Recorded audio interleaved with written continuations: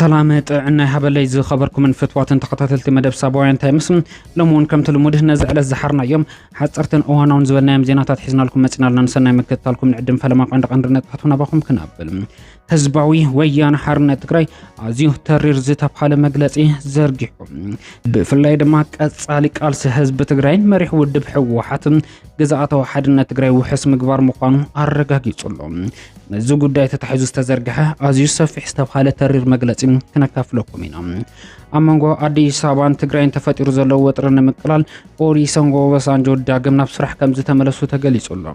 بزرزر ناباخم نقربوتو صحابريتانا كخوانيوم كاب وشت عد زيناتاتنا وصينا دما اب غداي ايبولا زتسمعه زسكف زينا كنكافلكم هنا بيزنس زيناتاتنا وون تقاتيتم يم حبيركم ناصنحوم لايك كومنت سبسكرايب غار ازنقرم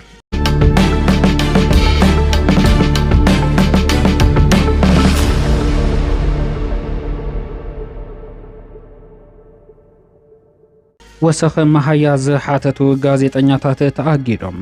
ኣብዚ ሕዚ ዋና ኣብ ትካል ብሮድካስቲንግ ኮርፖሬሽን ኢትዮጵያ ዘሎ ኩነታት ኣብ ልዕሊ ህይወት ዜጋታትን ሰራሕተኛታትን ዓቢ ጸቅ ዘስዕብ ዘሎ ልዑል ዋጋ መነባብሮ ንጹር ኣብነት ኮይኑ ይርከብ ኣብዚ ቀረባ እዋን ሰራሕተኛታት እቲ ኮርፖሬሽን ምስ ዝቕባብ ዋጋ ቁጠባዊ ምንክሽ ቁልቋል እቲ ሃገር ተተሓይዙ ኣብ ድኽነት ክነብር ኣይንኽእልን ዝብል ሕቶ ብግልጽ ከልዕሉ ምጽሖም ይስተገለጸ እዞም ሰራሕተኛታት ናብ ቤት ጽሕፈት ዋና ካይድ ስራሕ እቲ ትካል ብምኻድ ናይቲ ትካል ኩነታትን መነባብሮኦምን ብሰፊሑ ሕቶ ብምቕራብ ዝመፍትሕ ቀርበሎም ጻውዒት ቀሪቦም እዮም يخون برم بسرحتنياتات نزل علو هسوس حتوتات هلونا من نبابرون كابت تكال زيتو خاب ملاش زسن بدت تسبيت زيت قبر الليبلو اتم فلفلات كابتم قريتهم نمسمعنا ببيت فتوانا اكايد سرح زخدو سرحتنياتات اتم الدمس سرحتنياتات وكيلهم ناتو قداي اب ملعل اب قدميت زنبر والقصابات كاب سرح تاقيدهم مولو كم زتباررم تغليصلهم ازي بسلاماوي بحقاو منقدي سكفتاتاتهم ገልጾ ዝፈተኑ ሰራሕተኛታት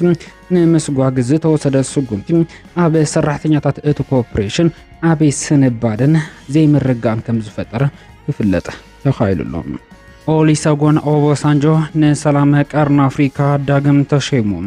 ናይ ቀደመ ፕሬዝዳንት ናይጀሪያ ኦሊሰጎን ኦባሳንጆ ጻርታት ፖለቲካ ኮሚሽን ሕብረት አፍሪካ ንምድጋፍ ኣብ ቀርን አፍሪካ ሰላምን ምርጋን ንምስፋን ዳግም ከም ዝተሾመ ተገሊጹሎም እዚ ሹመት እዚ ብፍላይ መስቲ ኣብ መንጎ ፌደራል መንግስትን ህወሓትን ዘሎ ሓድሽ ወጥረት ተታሒዙ ክኸውን ከም ዝኽእል እንዳተገለጸ ይርከብ كاندي حالافنتن امامن اوباسانجو زتن متامانن بمفطر مس كلهم زملكتهم اكلات بمرخاب امونغو متامان مفطر قصالنس زلو زتن مكاد كسرح مخانو تغليصلهم ابز غداي تنتنتي غداي صطتا كم زحبرو اوباسانجو اب مونغو منغست ايثيوبيان حوحتن زلو فلليات بزبلصه بالحاتن سلتاو اغباب كفتحو تثبيت كم زغبر يطقسو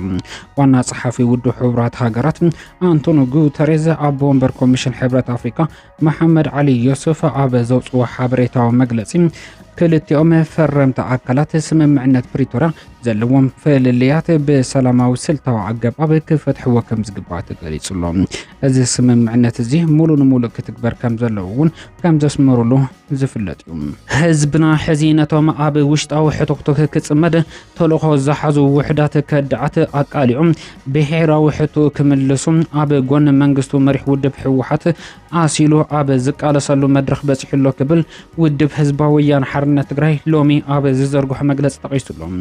ሚስተር ኩሎም ዓወታት ህዝብ ትግራይ ኣብ ጽኑዕ ሓድነትን ውዳቡን ዝተመስረተ ክብል ዝገልጸት መግለጽ ንዘመናት ከም ህዝብ ዝገጠመና ፈተናታት ሰጊሮም ኣብዚ መዋዕለ ክብጽሕ ዝኽኣለውን ሰላም በሓድነትን ተወዲቡን ዝተቃለሰ እዩ ጸለት እውን እንተኾኑ ህዝብ ትግራይ ንምንብርካኽ ወይ ከዓ ምጽናት ዝከኣል فلما حدنتو انتلحله ودابتاتو انتفرسيو كاب زبل مبقاسي عبزوم مشترات عاوت حزب تግራይ كرباربو صانيحوم يمكبل ودب حوحت حبيرو لهم እንተኾነ ህዝቢ ትግራይ ካብ ተመክሮ ዘይጽዓድ ልቦኑ ተበጊሱ ንዝመጹ ፈተናታትና በድህም ንስለ ህልውኑ ይቃለስ ይዘሎ ስርዓት ብልጽግና ወነቲ ዝተዓወጀ ጆኖሳይድ ንምዕዋት ትኩረት ገይሩ ዝሰርሐሉ ሓድነት ህዝቢ ትግራይ ምዝራግን ውዳብታቱ ብምፍራስ ህዝቢ ትግራይ ማእኸል ሲኑ ክበታተን ምግባር እዩ ነዝውን ውሕዳት ከዳዓት ተጋሩ ኣብ ትሕቱ ዓሲቡ ህዝብና ብኸባቢ ክነታርክ ብሄራዊ ትካላቱ ውዳብታቱ ክፈርሱ ለይትን ቀትርን ጽዒሮም እዮም ህዝቢ ትግራይ ግን ነዚ ዝተዋደደ ሸርሒ ብኣግኡ ብምንቃሕ ነቲ ለውክቶ ጆኖሳይድ ስርዓት ብልጽግና ሒዙ ሓድነት ብትንን ውዳብታት ካፈርስ ንዝተዋፈረ ግጅለ ብሄራዊ ክሕደት ብጽንዓት ተቃሊሱ ናብ ትክክለኛ ደንብ ጆኖሳይድ ክጽምበር ገይርዎ እዩ እዚ ከዳዕ ኩጅለ ሕዝውን አንጻር ድሕንነትን ህልውናን ህዝቢ ትግራይ ተሰሊፉ መሳርሒ ኩሎም ጸለእቲ ኮይኑ ምኻድ ይቅጽልሉ አባል ጉጅለ ክሕደት ነቲ ወሓስ ህዝብና ዝኾነ ሰራዊት ትግራይ ንምፍራስ ዝፍሕስዎ ዝነበሩ ሽርሕታት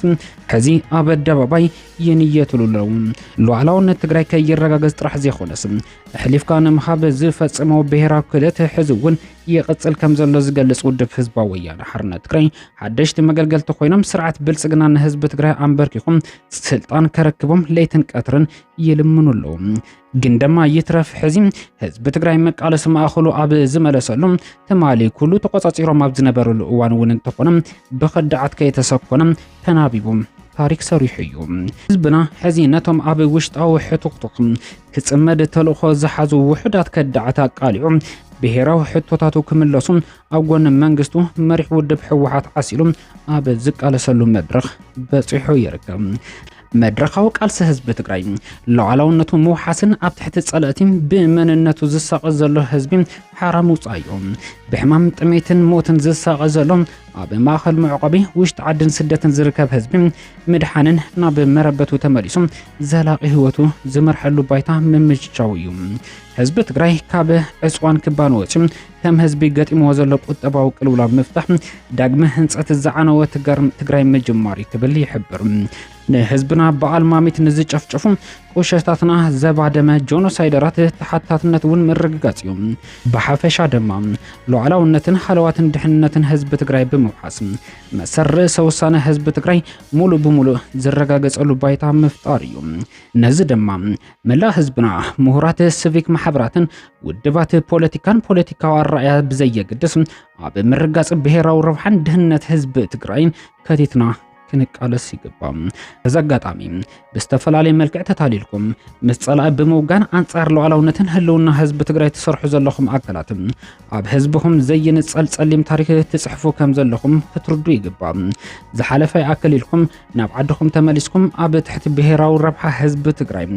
ዓሲልኩም ዘለኩም ፖለቲካዊ ኣፈላላይ ብሰላማዊ መንገዲ ክትመግቱ ይግባም ካብ ዝሓሊፉ ምስ ጆኖሳይደራት ወገንካ ዝረጋገጽ ፖለቲካዊ ዕላማ ክህሉ ኣይኽእልን እዩ ብሓፈሻ ብሳላ ቃልሲ መላ ህዝብና ብሄራዊ ትካላትናን ውዳበታትናን ካብ ስጋት ምብታን ምፍራስን ወፂኦም ኣብ ዝሓሸ ቁመና ይርከቡ እቲ ልዕሊ ኩሉ ወሳናይ ዓቕሚ ዝውነነ ህዝብና በዓልዋና ሉዓላዊ ስልጣን ኮይኑ በብውዳበታቱ ኣቢሉ ፖለቲካዊ ተሳትፎ ዘረጋግጸሉ መፍትሒ ኣንፈታት ዝንጸረሉ ኩነታት ተፈጢሩሎ ነቲ ገጢሙና ዘሎ ብሄራዊ ሓደጋ ብብቕዓት ንምብዳህ ሕዚ እውን ከም ወትሩ ዓቕምታትና ወዲምና ንመድረኻዊ ቃልሲ መረጋጋጽ ህልውና ኣብ ሓደ ክንዓስል ይግባእ ክብል ውድብ ህዝባዊ ወያነ ሓርነት ትግራይ ሎሚ ኣብ ዝዘርግሖም ኣዝዩ ተሪር ዝተብሃለ መግለጺ ጠቂሱሎም ዳይሬክተር ውድብ ጥዕና ዓለም ዶክተር ቴድሮስ ኣድሓኖም ብኢቦላ ዝሞቱ ዘለዉ ዜጋታት ኮንጎ በዝሒ ቁጽሪ ናብ 131 ድሕሪ ምባሉ ስዒቦም ናይ ህጹጽ እዋን ኮሚቴ ንኣኼባ ጻውዒት ምቕራቦም ተገሊጹ ውድብ ጥዕና ዓለም ኣብ ዲሞክራቲክ ሪፐብሊክ ኮንጎ ኢቦላ ከም ዝኣተወ ብምሕባር ኣብቲ ሃገር ዓለም ለኻዊ ኣተኩሮ ዝጠልብ ህጹጽ እዋን ኣዋጅ ክእወጅ ገይሮም ኣለዉ እቲ ውድብ ኣብታ ኣብ ምብራቃዊ ዲሞክራቲክ ሪፐብሊክ ኮንጎ እትርከብ ዞባ ኢቱሪ 246 መልከፍትን 80 ሞትን ከም ዝተመዝገበ ብምሕባር እዚ ኣብታ ሃገር ለበዳ ኢቦላ ኣትዩ ከም ዘሎ ንምእዋጅ እኹል ምኽንያት ይክብል ጠቂሱሉ እንተኾነ እዚ ተረኺቡ ዘሎ ቁጽሪ መልከፍቲ ካልኦት ኣዝዮም ብዙሓት ተለኪፎም ክህሉ ከም ዝኽእል ዘርኢ ብምዃኑ ኣብታ ሃገር ኣብ ከባቢኣ ዝርከቡ ካልኦት ሃገራት ንኽስፋሕፋሕ ከም ዝኽእል ኣጠንቂቁሎ ኢቦላ ተራእየላ ዘሎ ኣብ ምብራቃዊ ዲሞክራቲክ ሪፐብሊክ እትርከብ ዞባ ኢቱሪ ምስ ምዕራብ ዩጋንዳ በገለ ጸቢብ ሸነክ ምስ ደቡባዊ ሸነክ ማለት ውን ደቡብ ሱዳን እትዋሰን ምዃና ተገሊጹሉ እዚ ሕዚ ተራእዩ ዘሎ ኢቦላ እቲ ቡንዲ ቡግዮ ዝተብሃለ ዓሌት ኢቦላ ምዃኑ ውድብ ጥዕና ዓለም ዕላው ገይሩሉ ኢቦላ ክሳብ ሕዚ መድሓኒት ይኹን መከላኸሊ ክታበተ ዘይተረኸበሉ ሓደገኛ ሕማም ዓለምና እዩ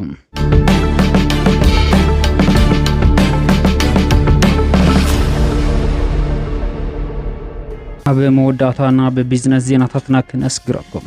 ዋጋ ነዳዲ ሕዝውን ኣብ ልዑል ደረጃ ኮይኑ ዝቐጸለ እንትኸውን ዋጋ ሓደ ድፍድፍ በርሜል ነዳዲ ዋጋ $110.12 ይሽየጥ ከም ዘሎ ክፍለጥ ተኻኢሉሎ ዋጋ ወርቂ እውን ብ0.57% ኣብ ዝቐነሰሉ $4540.10 ይሽየጥ ከም ዘሎ ክፍለጥ ተኻኢሉሎ በኻሊ ገጽ ድማ ተመን ሸርፍ ወጻኢ ኢትዮጵያ ኣብ ዝጥምት ሓበሬታና $1 ብ154.60 ብር ተዓዲጉ ብ157.92 ብር ይሽየጥ ከም ዘሎ ተገሊጹሎ ኣብ ፎሬክስ ዝመሰሉ ሕጋውያን ትካላት ኢትዮጵያ ድማ $1 እስካብ 180 ብር ይግዛእን ይሽየጥን ከም ዘሎ ክፍለጥ ተኻኢሉሎ ኣብ ዋጋ ክሪፕቶ ቢትኮይን ንጎ ካብ ዝነበሮ ብ0.44 ብምውሳኽ $76,935 ይሽየጥ ከም ዘሎ ተገሊጹሎ 0.76 ዝወሰኸ ኢቴሪየም ድማ $2121.26 ይሽየጥ ከም ዘሎ ክፍለጥ ተኻኢሉሎ